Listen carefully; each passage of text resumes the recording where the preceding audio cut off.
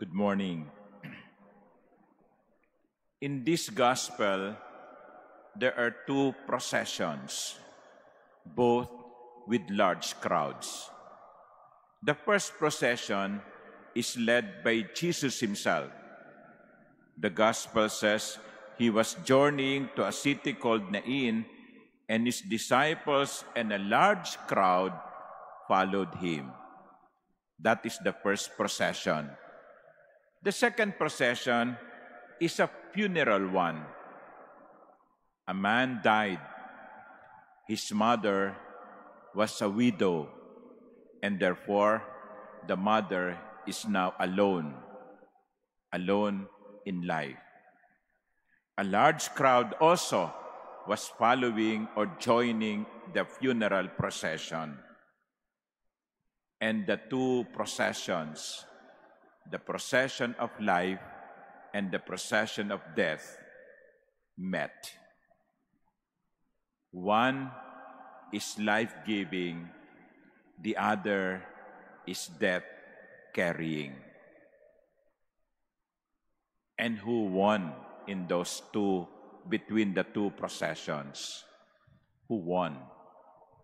In this case, the procession of life won over the procession of death. Jesus won over death. But, my dear brothers and sisters, interestingly, in the gospel it says, when the Lord saw her,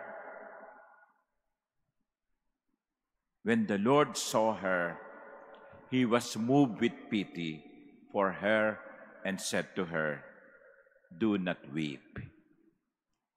Walang nagsabi, at least dito sa Ebanghelyo, walang nagsabi sa Panginoon, "Panginoon, do something about them."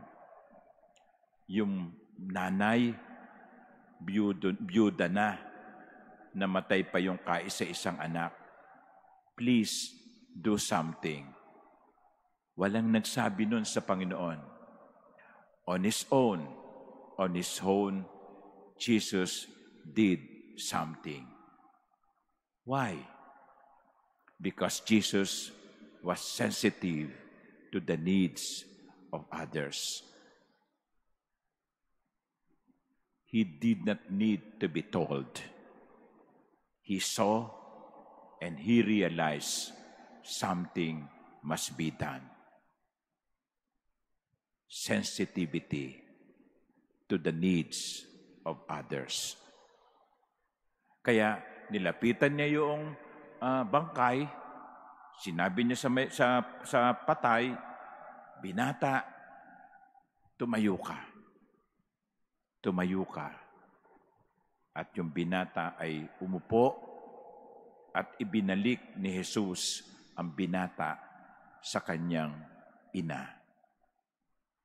Siguro po, mga minamahal kong kapatid, ito ang isang biyayang magandang hilingin natin sa Panginoon sa misang ito. Lord, wag mo akong wag mong hayaang ako'y maging manhid. Nawa, hindi ako maging manhid sa pangangailangan ng aking kapwa. Sa paligid natin, merong mga pinagdaraanan. May mga taong may sakit na nararamdaman. May mga taong may mga mabibigat na problema. Pakiramdaman natin. Buksan natin ang ating mga mata. Buksan natin ang ating mga puso. At tulungan sila sa paraang kaya natin. Of course, the Lord will not ask us to do something beyond our means.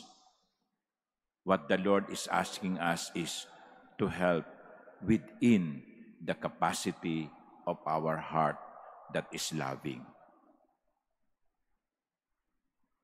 Huwag po tayong maging manhid. Tularan natin si Jesus. Nararamdaman ang pangangailangan ng kapwa. I could imagine the joy of the mother. Siya na lamang sana ang natitira sa buhay niya. Wala na siyang ibang pamilya. Kaya't lungkot na lungkot siya.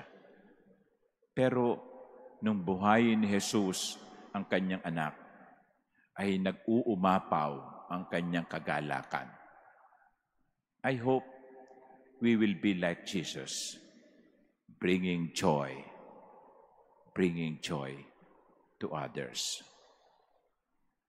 Pag dumadalaw tayo sa ibang tao, ano ang dala natin? Chismis? Anong latest?